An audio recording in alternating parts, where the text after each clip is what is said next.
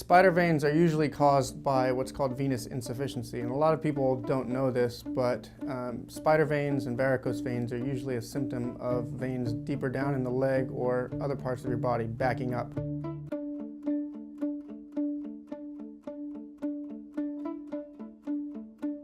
So the way veins work is they have valves in them that allow blood to move towards your heart because there's no heart in your feet pumping blood back.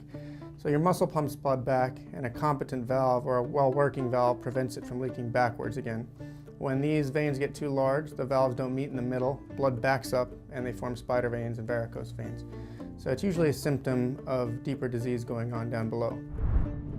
Spider veins are treated with a variety of techniques based on the size. In fact, all vein treatment is the same, basically irritating the vein until you get it to seal, but the way you do that is different from different sites. Spider veins are usually treated with what's called injection sclerotherapy, or IPL laser, or what's called electrodesiccation of various methods. That really needs to be a decision made by the clinician treating you after a full physical examination.